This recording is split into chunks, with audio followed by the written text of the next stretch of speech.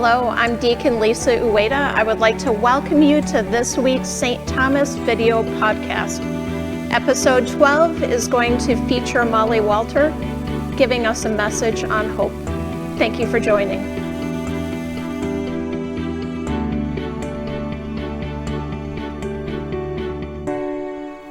Faith is hard. I'm not going to stand here and tell you that having faith in something or someone is easy, because that'd be a load of crap. Faith is hard. And I'm not even talking about God, I'm talking about people. Having faith in people is hard. And I mean, yeah, I could talk about, trust falls or like leading someone around with a blindfold, but I'm talking about the real world. And I'm going to tell everyone right now that I'm angry. I'm angry, but I ask you to listen to why I'm angry. It's hard for me to have faith in people who push people down purposely. It's hard for me to have faith in people who will put themselves on pedestals above everyone else.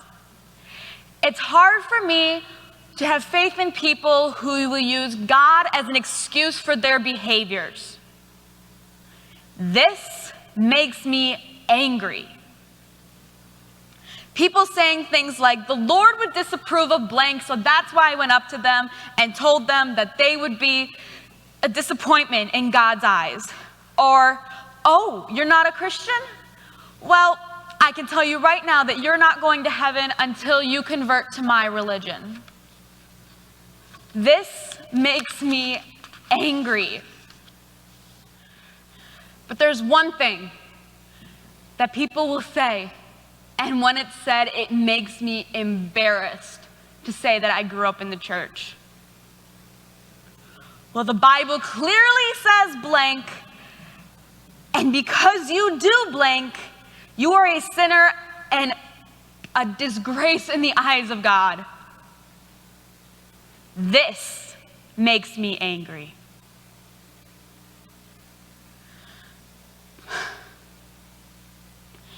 It's hard for me to have faith in people who use the Bible as a weapon. When I hear people using Bible verses to show others that they're awful human beings for not obeying God, it makes me think that they're trying to prove that the idea of God is scary or that the idea of church is scary. If that's what Christianity is about, if trying to prove that the idea of God is scary and the idea of church is scary by bullying them and saying that they're a disgrace because of whatever, then I'm out. I'm done. No. Because my faith will not be strengthened by bullying. My faith will not be strengthened by putting people down. My faith is not the Bible. Funny enough, my faith is in people. Because when I see a little kid picking flowers for their mom, my faith is strengthened. When I hear people singing loudly and passionately, my faith is strengthened. When I smell the food of my favorite small business, my faith is strengthened.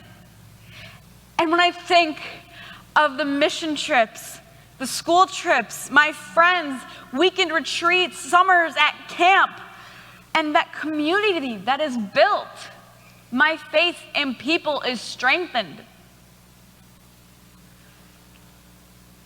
People are what make a church. This building, as beautiful as it is, and as much as I love it, is just that. It's a building. People are what make a church. People are what make a community.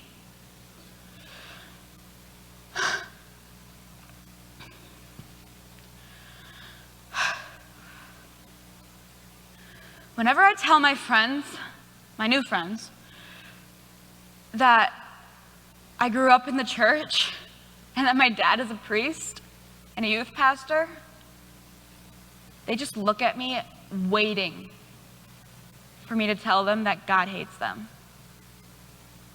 Because that's what they think Christianity is. And I can see why. And I'm so tired of having to tell people, yes, I grew up in the church, and church has been a very large part of my life, but I'm not going to tell you, and I'm not here to tell you that God hates you because you have tattoos and piercings on your body, considering the fact that I do too, and even if I didn't, it is not my place to tell you, and I would never tell you that. Because that's not what Christianity should be about.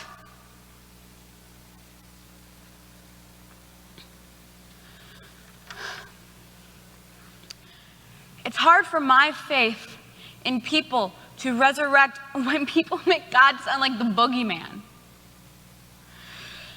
Faith is hard.